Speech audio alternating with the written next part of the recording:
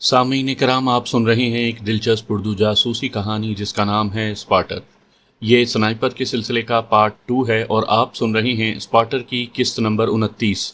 मुझे उम्मीद है आपको मेरी ये काविश पसंद आ रही होगी। आपने अगर अभी तक मेरा चैनल कहानी घर सब्सक्राइब नहीं किया तो अभी मेरे चैनल को सब्सक्राइब करके बेल नोटिफिकेशन ऑन कर लीजिए ताकि आने वाली हर नई कहानी की इत्तला बर वक्त आप तक पहुंच सके। अच्छा भौंक लेती हो मगर। ये वो आखिरी अल्फाज थे जो उसके मकरू होंठों से अदा हुए। उसके बाद SR1 की गोली ने उसे मौका नहीं दिया था। ताकतवर गोली ने पीछे धक्का दिया। सोफे की टेक से टकरा कर वो फड़कने लगा। स्पीकर से एक निस्वानी चीख बरामद हुई। शुक्ला के मोबाइल को गजंद नहीं पहुंची थी और राबता नहीं टूटा था। उसके बाद हड़बंग मच गई थी। औरतों और बच्चों की चीखों पुकार ज्यादा वाजिया थी। ऐसे मौक़ों पर औरतें ज्यादा ही डर जाती हैं। लोरा ने मेरे कंधे पर हाथ रखकर मुझे लेटे लेटे भींचा। यार, तुम लाजवाब हो। ना चाहते हुए भी तुम्हारी तारीफ करना पड़ जाती है। बेशक SS का लकब तुम्हारे साथ जचता है। वो SS का मतलब शार्प शूटर समझती थी। मैं शरारती लहजे में बोला, खाली तारीफ पर ना टरखाओ। उसने मोबाइल फ़ोन खिड़की से बाहर उछाला और SR1 को खोलते हुए बोली, अगर तुम्हें बकवास की आदत ना होती तो बहुत कीमती आदमी थे। और अब जल्दी करो, यहाँ ज़्यादा देर नहीं ठहर सकोगे।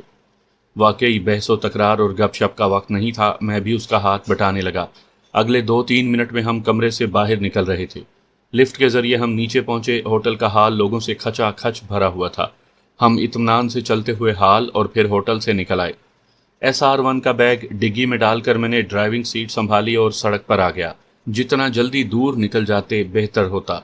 विश्वास सिंह की हवेली मुंबई के मज़ाफ़ात में थी और जितना जल्दी वहां पहुंच जाते मुनासिब रहता। सड़कों पर ट्रैफिक का अज़्दहाम दिन की तरह ही था। 7 साढ़े 7 बजे का वक्त ऐसा नहीं होता कि सड़कें खाली हों। मेरी कोशिश जल्द अज जल्द विश्वास सिंह के पास पहुंचने की थी। शुक्ला की मौत की खबर एजेंसियों और पुलिस महकमे तक लम्हों में पहुंचना थी। शुक्ला को जिस नंबर से आखिरी कॉल की गई थी उसकी लोकेशन तलाश करना चंदा दुश्वार नहीं था। पुलिस और एजेंसियों ने हत्युल वसा तेजी से इस इलाके को घेर लेना था। हमें घेराव से पहले वहां से गायब होना था। मुजरिम तकमीले जुर्म के बाद पूरी कोशिश से जाए हादसा से दूर भागते हैं, लेकिन तफ्तीश करने वाले हादसे के मुकाम के गिर्द ही चकराते रहते हैं। और इसकी बुनियादी वजह यही होती है कि तफ्तीशी पार्टियों को सुराग वगैरह जाए हादसा ही से मिलता है। पहले पुलिस नाके पर हमें किसी खास मुश्किल का सामना नहीं करना पड़ा, लेकिन दूसरे नाके पर गाड़ियों की कतार को देखकर मुझे परेशानी हुई थी। जब तक मैं मुड़ने का फैसला करता, मेरे अकब में एक कार आकर रुक गई थी। लोरा ने तशवीश जाहिर की। तफसीली चेकिंग हो रही है। मैंने कहा, अभी उतर के भागे तो मुसीबत में पड़ जाएंगे। और मैं स्नाइपर राइफलों से भी दस्तबरदार नहीं होना चाहता था। लोरा का अंदेशा कम नहीं हुआ था। डिग्गी खुलवा कर देख रहे हैं, मैंने तसल्ली दी। उम्मीद है संभाल लूंगा, नहीं तो भागना पड़ेगा। 4-5 पुलिस वालों को संभालना इतना मुश्किल तो ना होगा। हमारे सामने करीबन 10-12 कारें थीं। उनके बाद हमारा नंबर था। बैरियर के साथ 2 जवान खड़े थे। डिग्गी की तलाशी सिर्फ एक जवान ले रहा था। 2 पुलिस वाले अपने सीनियर के दाएं बाएं यूं खड़े थे जैसे उसकी हिफाजत पर मामूर हों। एक सब इंस्पेक्टर छोटी सी मेज के अकब में बराजमान कॉल पर बात कर रहा था। चलो ये डिग्गी खोल। पुलिस सिपाही बराह रास्त कार डिग्गी की तरफ चला गया था। तैयार रहना। लोरा को इशारा करके मैं उतर गया। झुक कर डिग्गी में चाबी लगाते हुए मैंने 2000 वाले 3 नोट सिपाही के हाथ में पकड़ा दिए। गला खनकारते हुए उसने अपने सीनियर पर नजर डाली। पैसे जेब में मुंतकिल करते हुए वो बा आवाज़े बुलंद बोला, ठीक है जाओ। बिलाशुबा 6000 उसकी तवक्को से भी ज्यादा थे। उसकी बला से डिग्गी में क्या था, वो पकड़ लेता तो सब कुछ सब इंस्पेक्टर की जेब में जाता और उसे चंद सौ से ज्यादा वसूल ना होता। मैं वापस आया। लोरा ड्राइविंग सीट पर बैठ गई थी। मुझे देखते ही दोबारा अपनी सीट पर मुंतकिल हो गई। इतनी जल्दी जान छूट गई? मैंने फलसफा बघारा। वाकफियत होनी चाहिए, देर नहीं लगती। उसने हैरानी जाहिर की। पुलिस वाला तुम्हारा वाकिफकार था? मैं हंसा। मेरा तो नहीं, अलबत्ता महात्मा गांधी का पुराना वाकिफकार है। उनकी तस्वीर देखते ही नरम पड़ गया। पाकिस्तान में बाबाए कौम हजरत कायद आज़म मोहम्मद अली जिन्ना की तस्वीर का एहतराम करने वाले करोड़ों मिलेंगे, और इंडिया में महात्मा गांधी के। लोरा ने कहकहा लगाया, सीधी तरह कहो ना, रिश्वत दी है। और मैं कंधे उचका कर रह गया। घंटे डेढ़ के बाद हम मसरूफ सड़कों से निकल आए थे। 9:15 होने को थे जब हम विश्वास सिंह की हवेली के करीब पहुंचे। मैंने उसे रास्ते ही में कॉल करके मुत्तला कर दिया था। वो अपनी हवेली के बाहर हमारे इस्तकबाल को मौजूद था। مسافے اور رسمی کلمات کی ادائیگی کے بعد کہنے لگا، جگر، تمہارے لیے ایک واقف کار کے فارم ہاؤس پر جگہ تیار کر دی ہے، وہاں پرتاپ سنگھ تمہاری خدمت کرے گا۔ اس نے قریب کھڑے ہوئے ایک مضبوط جثے کے سکھ کا تعارف کروایا۔ تو اجازت دیں۔ میں نے الوداعی مسافے کو ہاتھ آگے کیا کہ وہاں ٹھہرنا مجھے بھی مناسب نہیں لگ رہا تھا۔ مجھے بازوؤں میں بھر کر وہ بشاشت سے بولا، کوئی پریشانی ہوتی ہے تو اپنی بھابھی کے نمبر پر اطلاع کر دینا، بے فکر رہو۔ میں ڈرائیونگ سیٹ پر بیٹھ گیا۔ پرتاپ سنگھ کے پاس اپنی جیپ تھی، وہ ہمارے آگے آگے چل پڑا۔ مزید گھنٹہ پون گھنٹہ پکی سڑک پر چلنے کے بعد ہم کچے راستے پر اتر گئے۔ 20 منٹ کچے راستے پر بھی لگ گئے تھے۔ آخر ہم ایک فارم ہاؤس کے سامنے پہنچے۔ چوکیدار نے پہچان کر دروازہ کھول دیا تھا۔ گاڑیاں وسیع احاطے میں کھڑی کر کے ہم نیچے اتر آئے۔ رہائشی عمارت کی تعمیر میں پختہ اینٹیں استعمال ہوئی تھیں۔ طرز تعمیر جدید تھا۔ عمارت کا رنگ و روغن بھی نہایت عمدہ تھا۔ پرتاپ سنگھ کی میت میں چل کر ہم اندر داخل ہوئے۔ ہمارے لیے علیحدہ علیحدہ کمرے تیار کیے گئے تھے۔ شاید اس بارے وشواس سنگھ پہلے سے ہدایات دے چکا تھا۔ تازہ دم ہو کر ہم کھانا کھانے لگے۔ لورا بولی، تمہاری لاڈلی کا بکھیڑا نہ ہوتا تو میرا کام تو مکمل ہو گیا تھا۔ میں رکھائی سے بولا، میری لاڈلی کے لیے تمہیں پریشان ہونے کی ضرورت نہیں۔ وہ استہزائی انداز میں بولی، اس کے بارے تو ذرا سی بھی بات برداشت نہیں ہوتی بیچارے ریجا سے۔ میں اس کی رائے معلوم کرنے لگا۔ کیا لگتا ہے سچ میں پرما کا اغوا ہی میرا مشن ہے؟ وہ خوشگوار بے یقینی سے بولی، سچ بتاؤ، مذاق مت کرو۔ اس کی مسرت نے مجھے اچنبھے میں ڈال دیا تھا۔ لگا وہ انڈیا سے نکلنے کو بے چین ہے، لیکن مجھ سے پرما کے اغوا تک رکنے کا وعدہ اس کے پاؤں کی زنجیر بنا تھا۔ بلا شبہ وہ قیمتی اور اہم ساتھی تھی، مگر اس کی دلی خوشی کے بغیر اسے رکنے پر مجبور کرنا مناسب نہیں تھا۔ ہمارا ساتھ اپنا اپنا مطلب پورا کرنے کو تھا۔ میں نے اسے قید سے چھڑوانے کو زور لگایا تو صرف اس لیے کہ وہ میرے ساتھ مل کر کام کر سکے۔ اب اس کا مقصد پورا ہو چکا تھا۔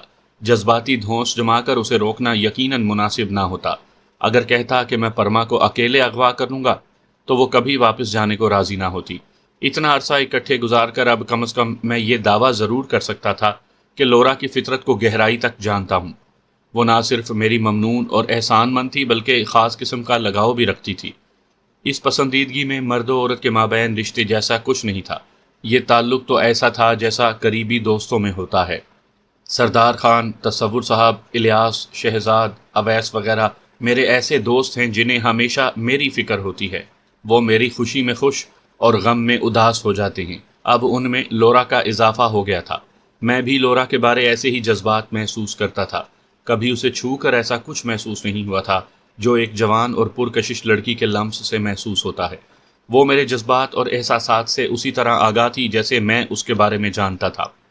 میں نے اس کی غلط فہمی برقرار رکھی۔ جانتی ہو، جاسوس کبھی اپنے مقصد کی خبر کسی کو بھی نہیں لگنے دیتا۔ اس نے ناراض ہونے کو پر تولے، گویا اعتراف کر رہے ہو کہ تم نے بہت کچھ چھپایا ہے۔ میں نے گول مول انداز میں کہا، اگر تم دشمن کے ہاتھ لگ جاتی تو کیا میرا راز رکھ پاتی؟ یاد ہے نا جلادوں نے میری کیا درگت بنائی تھی، اور تم تو عورت ہو، ان کے سامنے گھنٹہ بھر بھی نہ ٹھہر پاتی۔ وہ تل ملائی، اب مجھے غصہ دلا رہے ہو۔ حقیقت سے نظریں چرانے والے احمق ہوتے ہیں۔ ہمارے ملاپ کی وجہ فقط اتنی تھی کہ دشمن کا دشمن دوست ہوتا ہے اور بس، ورنہ لورا براؤن کی مشکلات میرے لیے کیا معنی رکھتی تھی، اور راجہ ذیشان حیدر کے مسائل تمہارے لیے کیوں اہم ہوتے؟ ملامت بھری نظروں سے مجھے گھورتے ہوئے اس نے چاولوں کا بھرا چمچ پلیٹ میں پھینکا۔ ٹھیک کہہ رہے ہو، کہتے ہوئے وہ کرسی کھسکا کر اٹھی اور اپنے کمرے کی طرف بڑھ گئی۔ مجھے ہلکی سی ندامت ہوئی۔ بلا شبہ میں نے تلخ باتیں کی تھیں، مگر اسے واپس جانے پر مجبور کرنے کو اس کے علاوہ چارہ بھی نہیں تھا۔ اس کے جانے کا انداز ایسا تھا گویا میں کھل کھلا کے اسے آواز دوں گا۔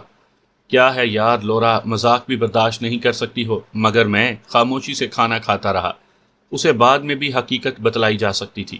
اس کا ای میل ایڈریس مجھے یاد تھا۔ ویسے بھی ہمارے درمیان کوئی ایسے لطیف جذبات نہیں پائے جاتے تھے کہ اسے میری بے رخی زیادہ تکلیف دہ محسوس ہوتی۔ کھانا کھا کر میں خوابگاہ میں آ گیا۔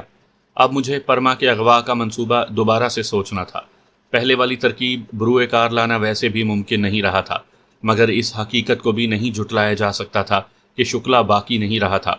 اب اپنے ماموں وگنیش شکلا کے لیے وہ کتنی اہم تھی اور وہ اس کے لیے کس حد تک جا سکتا تھا، اس بارے میں معلوم ہونے کے بعد ہی اگلا قدم اٹھایا جا سکتا تھا۔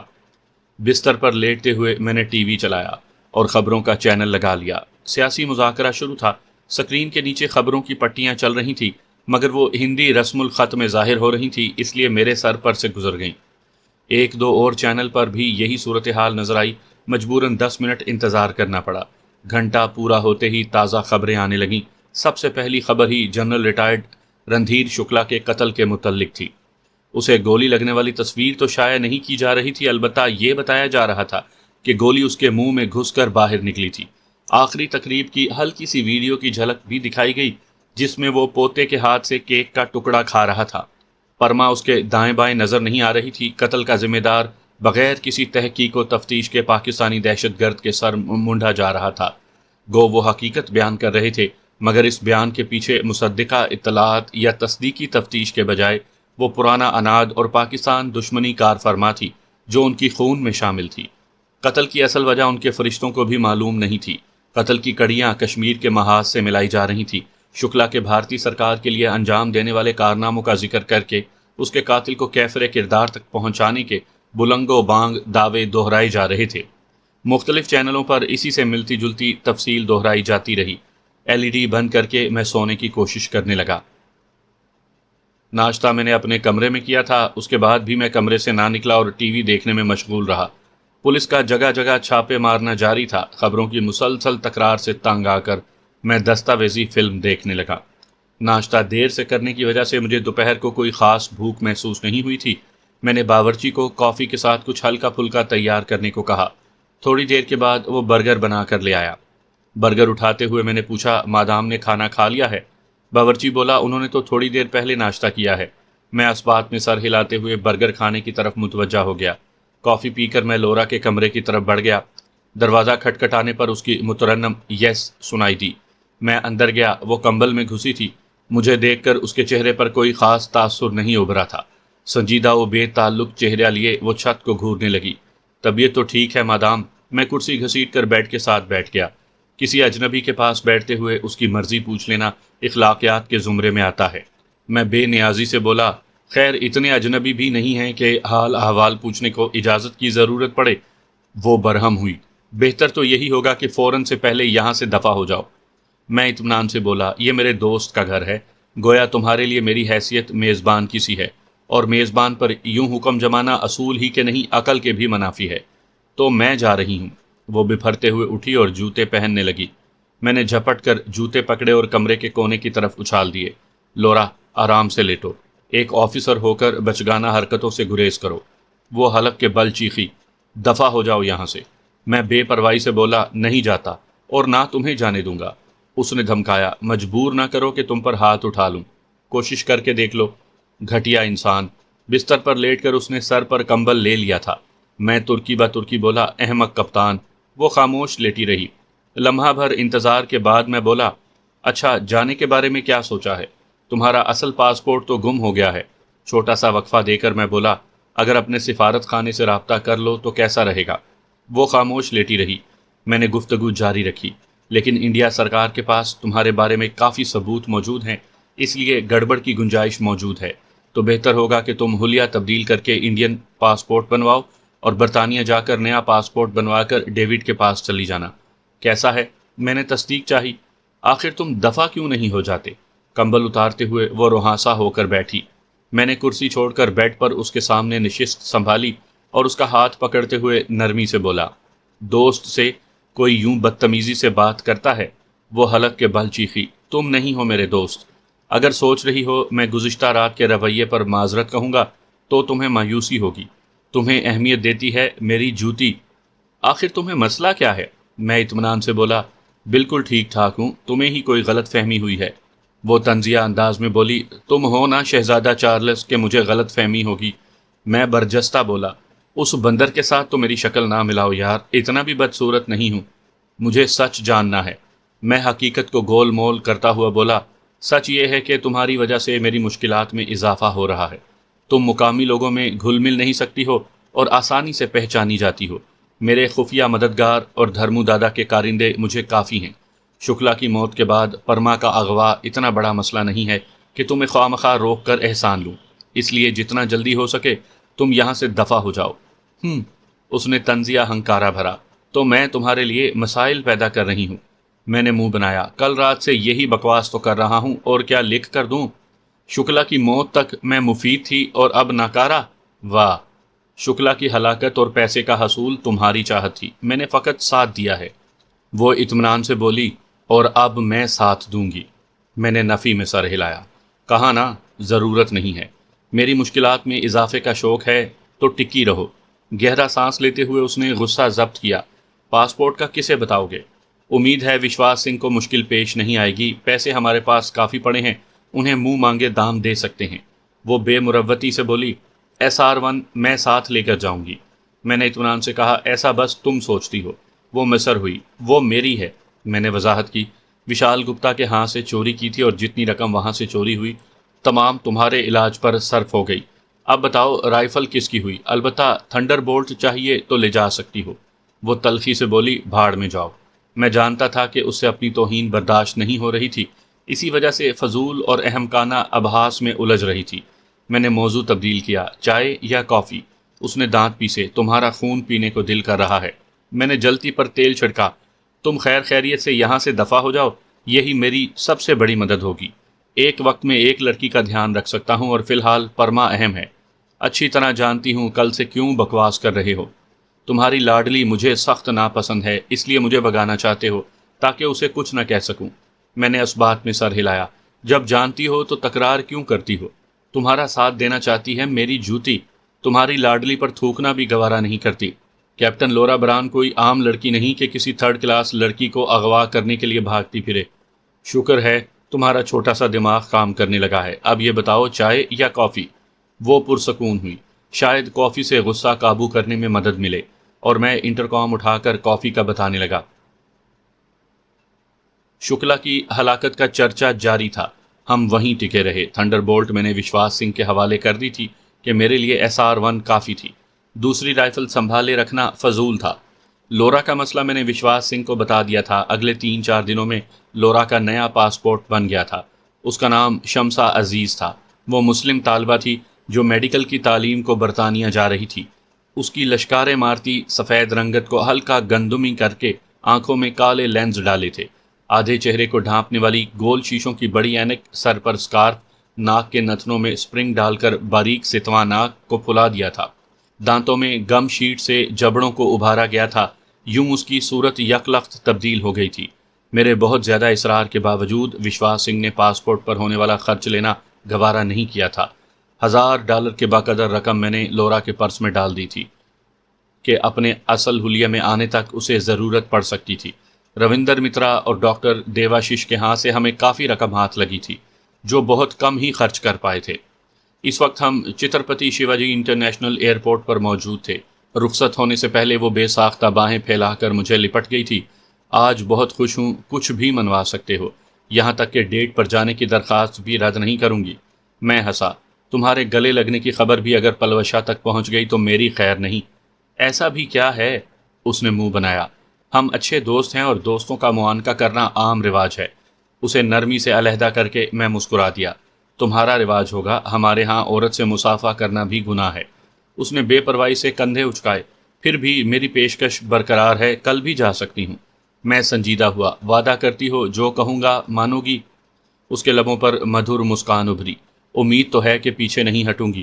انٹرنیٹ پر روزانہ 5 منٹ قرآن مجید کی تلاوت سننا اور کسی اسلامک سینٹر میں جا کر اسلام کے بارے میں مکمل تحقیق کرنا، لیکن یہ تحقیق مسلمانوں کی کتابیں پڑھ کر کرنا، کسی علوم اسلامیہ کا غیر مسلم ماہر کی کتابیں پڑھ کر نہیں۔ وہ متعجب ہوئی، کیا ایسا کرنے سے اسلام قبول کر لوں گی؟ میں نے آسمان کی طرف انگلی اٹھائی، یہ اس کی مرضی ہے کہ یہ سعادت تمہاری قسمت میں لکھتا ہے یا نہیں۔ اس نے شرارتی کہا لگایا، اگر اسلام قبول کر لیا تمہاری بیوی پھر بھی نہیں بنوں گی، البتہ پہلے والی دونوں کو طلاق دے دو تو شاید تمہاری درخواست پر غور کر لوں، وعدہ پھر بھی نہیں کرتی۔ میں ہنسنے میں اس کا ساتھ دیتے ہوئے بولا، وہ بعد کا مسئلہ ہے۔ اس نے پوچھا، کیا جینی کو بھی اسلام قبول کرنے کی ترغیب دی تھی؟ میں نے نفی میں سر ہلایا، اس نے کبھی اسلام مخالف بات نہیں کی تھی۔ تمہیں بھی اسلام قبول کرنے کا نہیں کہا، صرف اسلام کو جاننے کی ترغیب دی ہے۔ یار بہت یاد آؤ گے، انڈیا سے جو کچھ لے جا رہی ہوں اس میں سب سے قیمتی تمہاری دوستی ہے، اور اگر تم نہ ہوتے تو شاید اب تک سب کچھ ہار کر خودکشی کر چکی ہوتی۔ ایسا بس تم سوچتی ہو۔ اس نے منہ بنایا، اگر کبھی کال کروں تو وصول کر لینا، یا گھنٹی پر بات کرنے کو بھی پیلاوشے کی اجازت درکار ہوگی؟ اور ڈیوڈ کا کیا؟ وہ اطمینان سے بولی، اس کے سامنے تمہارے ساتھ ڈیٹ پر بھی جا سکتی ہوں۔ میں ہنسا، اسے تم پر اعتماد ہے یا تمہیں اس کی پرواہ نہیں؟ وہ خلوص دل سے بولی، نہیں، بلکہ میرے لیے ریجا بہت خصوصی ہے۔ میں صاف گوئی سے بولا، مجھے نہیں لگتا تھا کہ جینی جیسی مخلص کوئی اور دوست بھی مل جائے گی۔ بہت بہت شکریہ ریجا۔ میرے ہاتھ کو بوسہ دے کر اس نے رخ موڑ لیا۔ جب تک نظر آتی رہی میں تکتا رہا۔ وہ مضبوط کردار کی حوصلہ مند اور بہادر لڑکی تھی۔ ڈینو کی شہادت کے بعد میری طاقت آدھی رہ گئی تھی، جو اس کے ملنے پر بحال ہوئی۔ نہ صرف جسمانی بلکہ دماغی طور پر بھی بہترین کمانڈو تھی۔ بلا شبہ اس کی وجہ سے میں کافی مشکلات سے بچا تھا۔ ایک اکیلا اور دو 11 تبھی ہوتے ہیں جب دوسرا بھی برابر کا ہو۔ گو وہ پرما کے اغوا تک رکنا چاہتی تھی، لیکن میں چاہتا تھا کہ کم از کم ایک مسائل تو اختتام پذیر ہو۔ اس کے جاتے ہی جہاں طمانیت محسوس ہو رہی تھی، وہیں ہلکا سا افسوس بھی ہو رہا تھا۔ اس کی میت میں بہترین وقت گزرا تھا۔ بلا شبہ وہ بہترین دوست ثابت ہوئی تھی، اور ایسے دوست بھلانے کے لیے نہیں ہوتے۔ لورا کے جانے کے بعد 1-2 دن میں نے آرام سے گزارے کہ پرما کے اغوا کا کوئی مناسب طریقہ نہیں سوجھ رہا تھا۔ اس بار ارادہ تھا کہ اسے اغوا کرتے ہی ممبئی چھوڑنے کی کوشش کروں گا۔ گویا 2 مسئلے ایک ساتھ درپیش تھے، پرما کو اغوا کرنا اور اسے پاکستان پہنچانا۔ انڈیا میں کافی وقت گزار لیا تھا، اب تو وطن کی فضائیں سپنا لگنے لگی تھیں۔ بلا شبہ باقی تکالیف اور مشکلات ایک جانب اور وطن سے دوری دوسری جانب رکھیں تو اذیت کے پلڑے کو جدائی اور دوری کا دکھ جھکا دے گا۔ رات گئے انجان نمبر سے کال وصول ہوئی، انڈیا کا نمبر نہیں تھا۔ مجھے شک گزرا کہ وہ لورا کی کال ہے۔ میں نے محتاط انداز میں ہیلو کہا۔ ریجا، میں بول رہی ہوں۔ لورا کی چہکتی آواز سن کر مجھے اچھا لگا تھا۔ میں شاکی ہوا، حالانکہ تمہیں اسی دن پہنچتے ہی خیریت کا بتانا چاہیے تھا۔ اس کی مترنم ہنسی ابھری۔ تم سے ناراض تھی تبھی کال نہ کر سکی۔ میں شرارتی لہجے میں بولا، ناراض تو مجھے ہونا چاہیے کہ ڈیٹ کا وعدہ ایفا کیے بغیر تم بھاگ گئیں۔ وہ سنجیدہ ہوئی۔ ریجا، معذرت چاہتی ہوں یار، تمہاری توقعات پر پورا نہ اتر سکی۔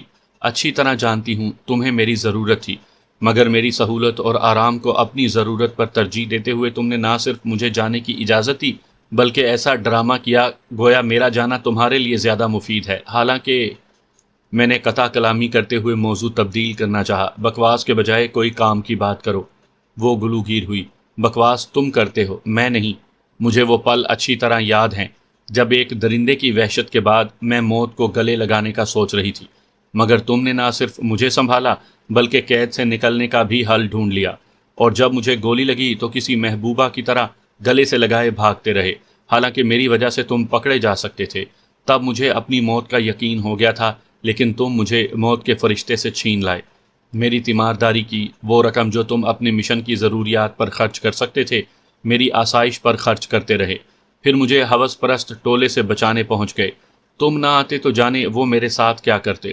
سوچا تھا شاید تمہاری بھی اس خبیث کی دولت پر نظر ہے، مگر وہ رقم بھی تم نے میرے منہ پر دے ماری۔ میری بکواس، ناز نخرے اور موڈ برداشت کرتے رہے۔ تم بہت اچھے ہو ریجا، بہت زیادہ۔ شروع میں حیران ہوتی تھی کہ تم نے 2 لڑکیوں سے کیسے شادی کر لی، حالانکہ تمہاری صورت ایسی انوکھی بھی نہیں ہے کہ 2 بیویوں کے ساتھ جینی جیسی لڑکی بھی تمہیں چاہے۔ مگر قریب رہ کر محسوس ہوا کہ تم کتنا خیال رکھنے والے، عورت کو اہمیت دینے والے، توجہ اور عزت دینے والے ہو۔ قسم سے بہت یاد آؤ گے۔ 2 دن ندامت کی وجہ سے گھنٹی نہ کر سکی۔ اگر سمجھتے ہو میں نہیں جانتی کہ تمہیں میری ضرورت تھی، تو یقیناً تمہاری خوش فہمی حد سے زیادہ بڑی ہوئی ہے۔ تمہارے بچگانہ دلائل مجھے تب دھوکہ دے سکتے تھے کہ تمہاری فطرت سے انجان ہوتی۔ اب تو تمہاری رگ رگ سے واقف ہوں۔ اپنے بارے میں اندازہ لگانے میں شاید غلطی کر جاؤں۔ تمہارے بارے میں غلطی کا امکان نہیں ہے۔ میں نے اسے جذباتی کیفیت سے نکالنے کی کوشش کی۔ سچ بتاؤ کتنی بوتلیں چڑھائی ہیں؟ وہ پھیکے لہجے میں بولی، تم جانتے ہو زیادہ نہیں پیتی۔ وطن پہنچنے کی خوشی میں شاید حساب نہ رکھا جا سکا ہو۔ خفا تو نہیں ہو؟ وہ اسی موضوع کو چمٹی رہی۔ میں نے اسے تسلی دی، پاگل نہ بنو، حقیقت میں تمہاری ضرورت نہیں۔ اب کسی کو قتل تو کرنا نہیں تھا کہ ضرورت ہوتی، اور پھر پری کے حصول کے بعد میرے پاس اتنا وقت نہ ہوتا کہ تمہیں واپس بھجوانے کے بکھیڑے میں پڑ سکتا۔ شاید تمہیں معلوم نہ ہو، مگر تمہارے پیچھے کافی لوگ پڑے تھے، اور میں پری پر قبضہ جماتے ہی 1 منٹ ضائع کرنے کے حق میں نہیں ہوں۔ اس لیے یہ خیال ہی ذہن میں نہ لاؤ کہ اپنی ضرورت کو تمہاری سہولت کی وجہ سے نظر انداز کر دیا۔ وہ ہنسی۔ فطرت کبھی نہیں تبدیل ہوتی۔ میں بیزاری سے بولا، کوئی اور موضوع ہے یا کال بند کر دوں؟ وہ شرارتی انداز میں ہنسی، گویا چاہتے ہو صرف پری کی باتیں کروں۔ میں نے کہا، نہیں، ڈیوڈ کا بتاؤ کیسا ہے؟ تمہاری واپسی پر خوش تو ہوا ہوگا۔ اس سے ملاقات نہیں ہوئی، پاسپورٹ بننے کا انتظار کر رہی ہوں، وہ تفصیل بتانے لگی۔ 15-20 منٹ گپ شپ کر کے ہم نے رابطہ منقطع کر دیا۔ اگلے دن میں بدلے ہوئے حلیے کے ساتھ شکلا کی کوٹھی کے سامنے موجود تھا۔ کار کے بجائے میں نے موٹر سائیکل کی سواری کو ترجیح دی تھی۔ موٹر سائیکل خریدنا میرے لیے مسئلہ نہیں تھا۔ 2 دن مسلسل نگرانی کے بعد بھی پرما کی شکل نظر نہیں آئی تھی۔ تیسرے دن میری امید بر آئی۔ کالے رنگ کی مرسڈیز کے عقب میں 2 جیپوں کو دیکھ کر مجھے اندازہ کرنے میں دیر نہیں ہوئی تھی کہ کار میں کون ہو سکتا تھا۔ کار کو مطلوبہ ہسپتال اور کالج کا رخ کرتے دیکھ کر میرا گمان یقین میں تبدیل ہو گیا تھا۔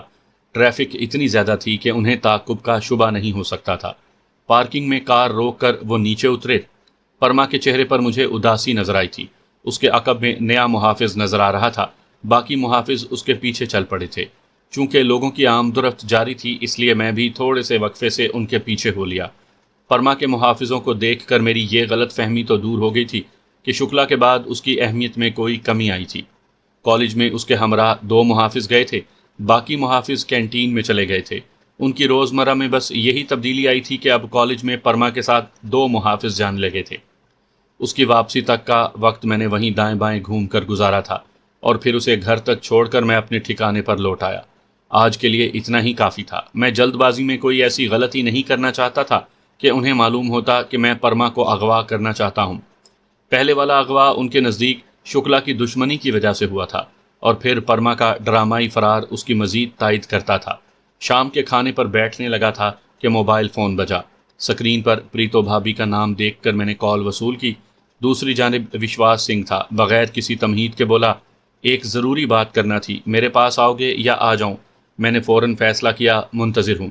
تمہاری بھابھی نے ساگ بنایا ہے، مکئی کی روٹی، تازہ مکھن اور لسی، تو کیا خیال ہے؟ میں نے کہا، ابھی کھانا ہی کھانے لگا تھا، اور اگر اس کے بعد تمہاری گھنٹی آئی ہوتی تو اس استفسار پر تمہیں بہت گالیاں پڑنے والی تھیں۔ اب بچ گئے ہو، اور بہنوں کے ہاتھ کا بنا ہوا کھانا تو قسمت والوں کے نصیب میں لکھا ہوتا ہے۔ زوردار کہا لگا کر اس نے رابطہ منقطع کر دیا تھا۔ میں نے باورچی کو کھانا لے جانے کا اشارہ کیا اور اس کے حیرانی بھری سوالیہ نظروں کو دیکھ کر کہا، وشواس سنگھ گھر سے کھانا بنوا کر لا رہا ہے۔ وہ اسبات میں سر ہلاتے ہوئے برتن سمیٹنے لگا۔ وشواس سنگھ کے لیے تھوڑا انتظار کرنا پڑا تھا، لیکن ساگ واقعی کمال کا بنا تھا، اور پھر دیسی مکھن، مکئی کی روٹی اور لسی نے تو لطف دوبالا کر دیا تھا۔ میں پیٹ پر ہاتھ پھیرتے ہوئے بولا، میرا خیال ہے چہل قدمی کرتے ہوئے گپ شپ مناسب رہے گی۔ وشواس سنگھ اسبات میں سر ہلاتا ہوا اٹھ گیا۔ 2-3 رسمی باتوں کے بعد وہ مطلب کی بات پر آیا۔ کوئی لمبے فاصلے سے ایک بندہ مروانے کا تمنائی ہے، اور اس مقصد کو 10-15 لاکھ خرچ کر سکتا ہے۔ دن کے 12 بھی نہیں بجے کہ مجھے لگا تمہارا دماغ جگہ پر نہیں ہے۔ میں نے سکھوں کے بارے میں مشہور مقولہ کہ 12 بجے ان کا دماغ کام نہیں کرتا ہے زیر بحث لے آیا۔ میں تمہیں کرائے کا قاتل لگتا ہوں؟ میں نے خفگی نہیں چھپائی تھی۔ وشواس سنگھ نے صفائی دی، تم تک پیشکش پہنچائی ہے جگر، ترغیب نہیں دی۔ میں بیزاری سے بولا، میں ایسی پیشکش پر تھوکنا بھی پسند نہیں کرتا۔ وہ متبسم ہوا، پوچھو گے نہیں کہ پیشکش کرنے والا کون ہے؟ بھاڑ میں جائے، اب کوئی اور موضوع چھیڑو۔ شکلا سے تمہاری کیا دشمنی تھی؟ مجھے لگا اس نے موضوع تبدیل کر دیا ہے۔ میں نفرت سے بولا، شکلا انسان کے روپ میں وہ درندہ تھا جس نے وادی کشمیر کے مسلمانوں پر بہت ظلم ڈھائے۔ ایسے آدمی کی تو نسل مٹا دینا چاہیے تھی۔ وشواس نے کہا، بس جو خواہش تمہارے دل میں ہے اسی کو کوئی عملی شکل میں ڈھالنا چاہتا ہے، سمجھا نہیں؟ میں نے حیران ہوتے ہوئے وضاحت چاہی۔ وہ ہنسا، شکلا کی نسل کو مٹانے کا مفت میں موقع مل رہا ہے، بلکہ معاوضہ بھی ملے گا۔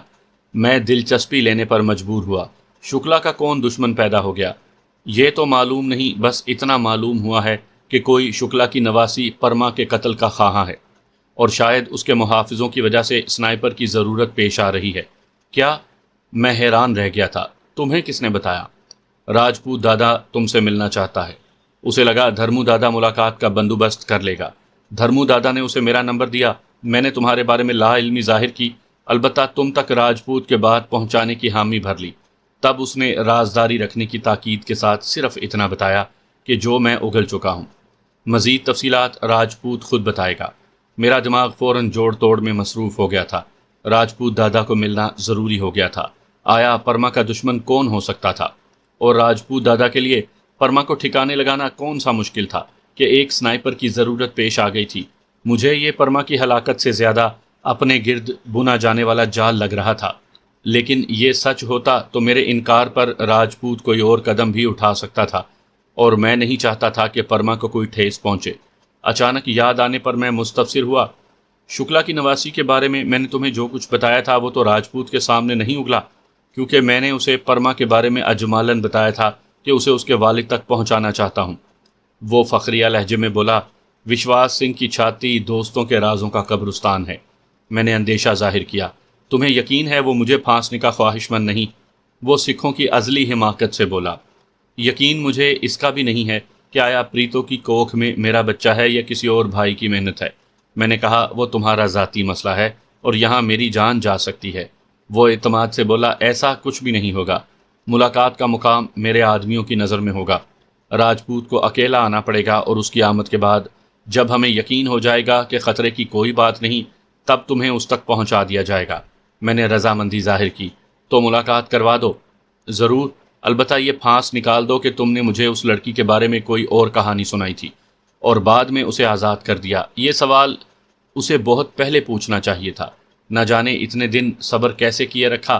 یہ بھی ممکن ہے وہ میرے اندرونی معاملات میں مخل نہیں ہونا چاہتا تھا، اور اب پرما کا تذکرہ ہوا تو وہ اپنے اشتیاق کو نہ دبا سکا۔ میں نے وضاحت کی، چھوڑا نہیں، وہ بھاگ گئی تھی، اور اب یہاں اس لڑکی کے اغوا کی خاطر ہی رکا ہوں، اور اس بارے میں صرف تمہیں پتہ ہے۔ میں راجپوت سے مل کر اس کے قتل کی وجوہات جاننے کی کوشش کرتا ہوں، کیونکہ میرے انکار پر وہ کسی اور سے بھی رابطہ کر سکتے ہیں۔ دنیا میں اکیلا سنائپر نہیں ہوں، جبکہ میں اس لڑکی کو خراش بھی نہیں لگنے دے سکتا۔ وشواس سنگھ نے سمجھ جانے کا اندیا دیتے ہوئے کہا، کل دوپہر کو تیار رہنا۔ اس کے بعد ہم تھوڑی دیر فضول گپے ہانکتے رہے اور پھر وشواس سنگھ اجازت لے کر رخصت ہو گیا۔ راجپوت سے ملاقات کرنے کے لیے مجھے گھنٹہ بھر کا سفر کرنا پڑا تھا۔ میں وشواس سنگھ کے آدمی کے ہمراہ جیپ پر روانہ ہوا تھا۔ وشواس سنگھ کی طرف سے سب اچھا کا اشارہ ملتے ہی میں ایک گاؤں کے مضافات میں موجود چھوٹے سے مکان پر پہنچا۔ دھرمو دادا کے کارندوں نے دور سے اس مکان پر نظر رکھی تھی۔ کوئی مشکوک حرکت نظر آتے ہی انہوں نے مجھے آگاہ کرنا تھا۔ مکان میں داخل ہونے سے پہلے میں نے اپنے موبائل فون کی آڈیو ریکارڈنگ چالو کر دی تھی۔ راجپوت دادا ایک چارپائی پر پھیل کر بیٹھا تھا۔ مجھے دیکھتے ہی اس کے چہرے پر ہلکی سی الجھن نمودار ہوئی، کیونکہ میں میک اپ میں تھا، لیکن جو ہی اسے مخاطب کیا وہ مسکراتا ہوا اٹھا اور معانکے کو بازو پھیلا دیے۔ رسمی کلمات کی ادائیگی کے بعد ہم آمنے سامنے بیٹھ گئے۔ وہ فوراً مدعے پر آیا، وشواس سنگھ آپ کو ملاقات کی غرض و غایت سے تو مطلع کر چکا ہوگا۔ میں اطمینان سے بولا، مگر میں سب کچھ آپ سے سننا چاہتا ہوں۔ اس نے فوراً پیشکش کی، شکلا کی نواسی پرما کو نشانہ بنانا ہے، 10 لاکھ کام سے پہلے اور 5 لاکھ کام کی تکمیل پر۔ میں نے بےتابی سے پوچھا، اسے کون مروانا چاہتا ہے اور کیوں؟ آم کھاؤ، پیڑ گننے سے کچھ حاصل نہ ہوگا۔ یوں بھی اپنے دشمن کی نسل کو ختم کرنے کا موقع ہاتھ سے جانے نہیں دینا چاہیے۔ میں نے حیرانی ظاہر کی، آپ کو کس نے کہا شکلا میرا دشمن ہے؟ وہ متبسم ہوا، زیر زمین طبقے کا بچہ جانتا ہے شکلا کے حلق میں گولی اتارنے والا کون ہے۔ میں صرف لورا کی وجہ سے اس کا مخالف تھا۔ لورا اپنا بدلہ لے کر چلی گئی، اب مجھے شکلا کے خاندان سے دشمنی پالنے کی کیا ضرورت؟ وہ معنی خیز لہجے میں بولی، کسی کو گولی مارنے کو 15 لاکھ کی رقم آپ کی نظر میں کم ہے؟ میں نے چابک دستی سے اپنا پتہ پھینکا، مجھے تو لگتا ہے کہ 15 لاکھ کا چارہ مجھے گرفتار کرنے کو پھینکا جا رہا ہے، اور آپ جان بوجھ کر یا نادانستگی میں ان کا آلہ کار بن گئے ہیں۔ وہ خلوص سے بولا، آپ کو محسن سمجھتا ہوں، احسان نہ بھی چکا سکا، دھوکہ نہیں دوں گا۔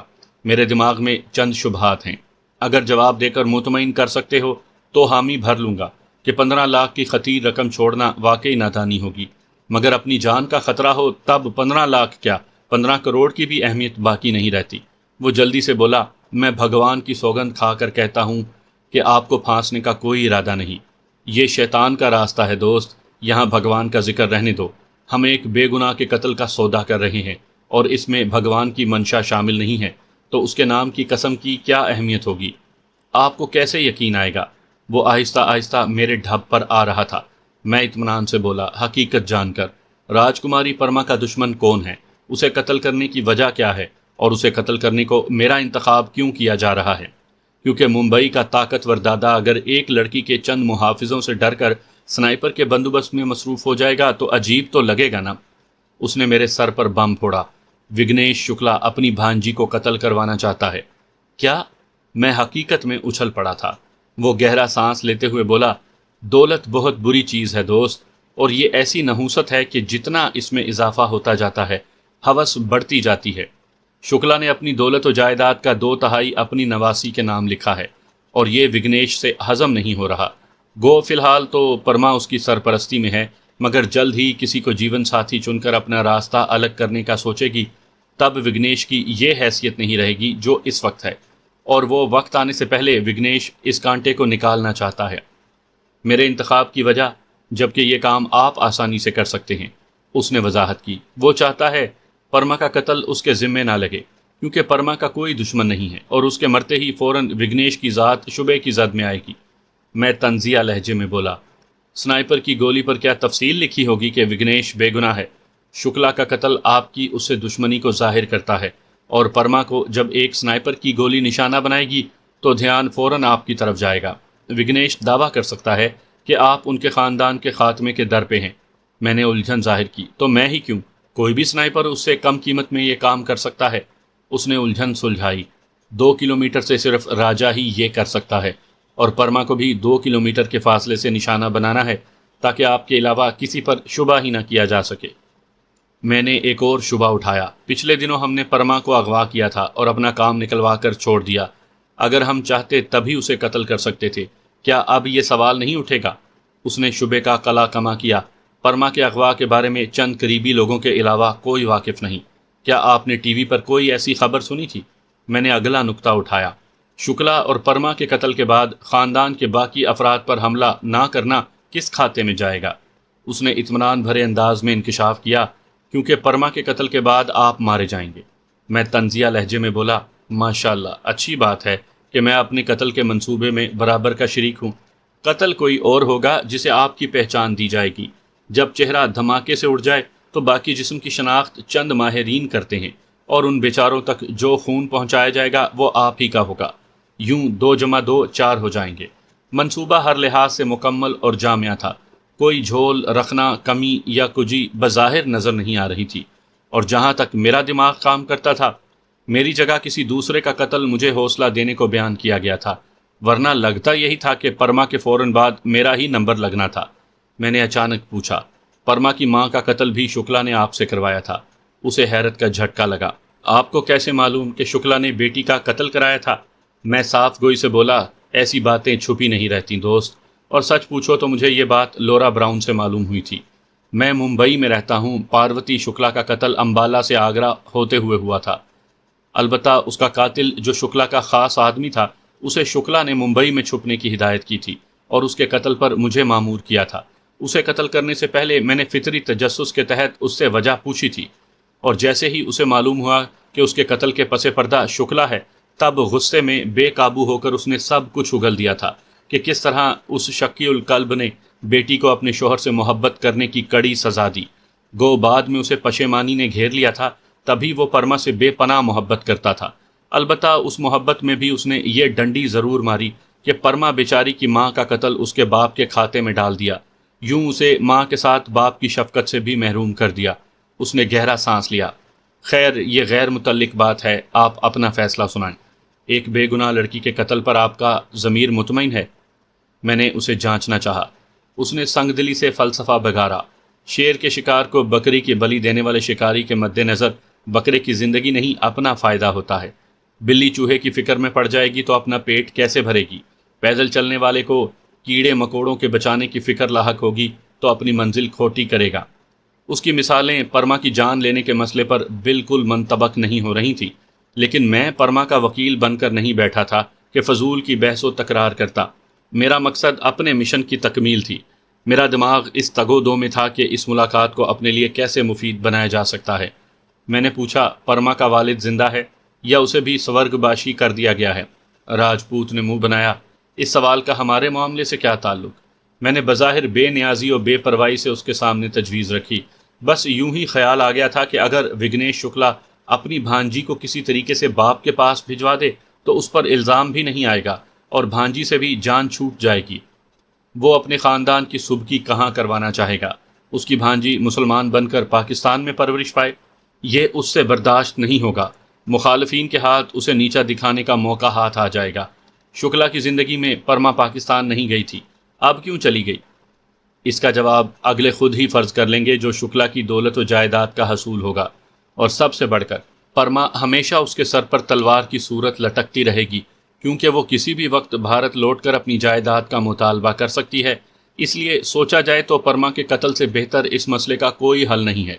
میں لالچی انداز میں بولا، مجھے جاننا ہے کہ وگنیش شکلا نے پرما کے قتل کے بدلے کتنے انعام کا اعلان کیا ہے۔ راجپوت جلدی سے بولا، آپ کو 15 لاکھ کم لگ رہا ہے تو 1-2 لاکھ کا اضافہ بھی کیا جا سکتا ہے۔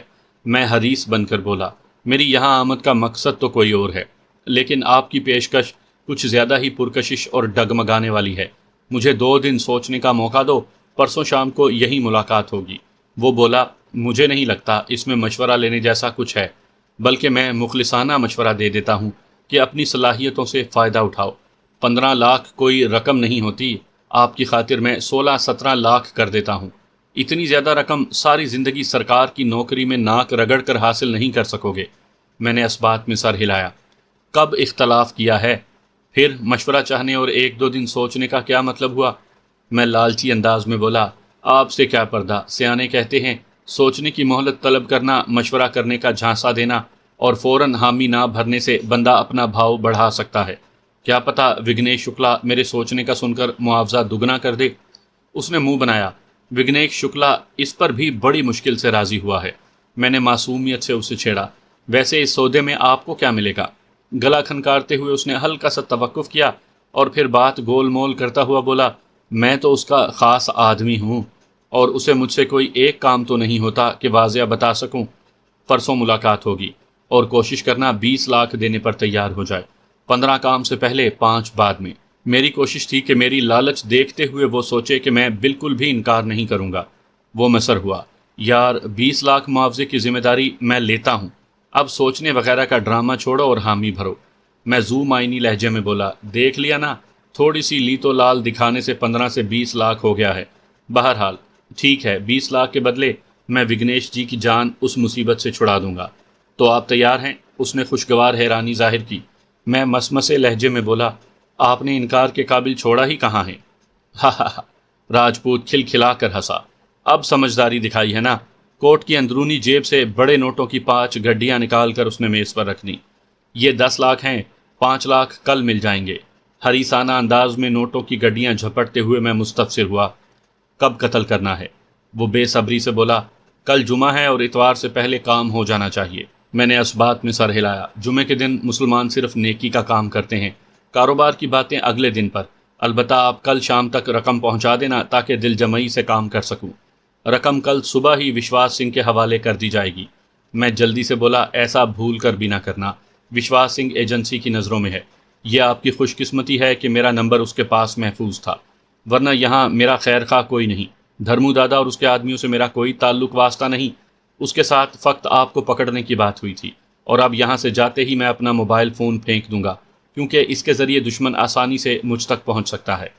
کرن چاولہ میرے پیچھے پڑا ہے اور میں دوبارہ پکڑا گیا تو گیا کام سے۔ وہ کہنے لگا، جانتا ہوں، کرن چاولہ اور اتھری حسینہ۔ 1 منٹ راجپوت دادا، میں نے صورت سے قطع کلامی کی، کیونکہ مجھے لگا وہ ممتا دیدی کے متعلق کوئی بکواس کرنے والا ہے۔ سنیتا جیسوال کے متعلق سوچ سمجھ کر کچھ بولنا، وہ میری دیدی ہیں۔ راجپوت پھیکی مسکراہٹ سے بولا، وہ مضبوط کردار کی لڑکی ہے، اور ایسی لڑکیوں کو 2 نمبر لوگ یوں ہی بےہودگی سے پکارا کرتے ہیں۔ بہرحال آپ نے پہلے سے مطلع کر کے اچھا کیا۔ میں بس یہ کہنا چاہتا تھا کہ وہ بھی آپ کی تلاش میں سرگرم ہے، بہت چالاک اور ہوشیار ہے۔ میں نے فقط سر ہلانے پر اکتفا کیا تھا۔ اس نے پوچھا، تو رقم آپ تک کیسے پہنچائی جائے؟ میں اطمینان سے بولا، اپنے چھوٹے بھائی وشال گپتا کے پاس رکھوا دینا، میں وصول کر لوں گا۔ وہ ہنسا۔ ویسے وشال گپتا کے ساتھ آپ کی آخری ملاقات کوئی بہتر حالات میں نہیں ہوئی تھی۔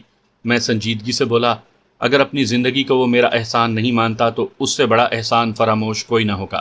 اس نے جلدی سے تردید کی، ایسی بات نہیں ہے، وہ آپ کی بڑی تعریف کر رہا تھا۔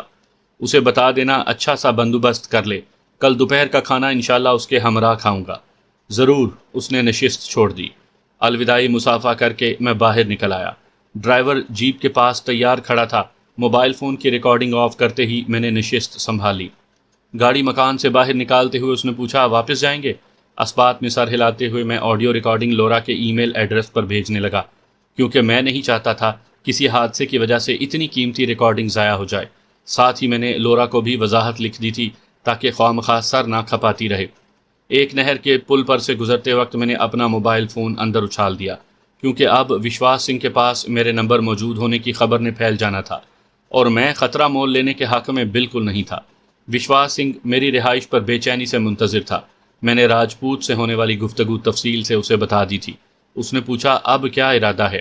میں نے کہا، پرما کو اغوا کرنے کو میرے پاس کل کا دن ہے، اور جہاں تک میرا خیال ہے اگر ان کے دل میں مجھے قتل کرنے کا منصوبہ پل رہا ہے تو کل وشال گپتا کے ہاں میری گرفتاری کی تیاری مکمل ہوگی۔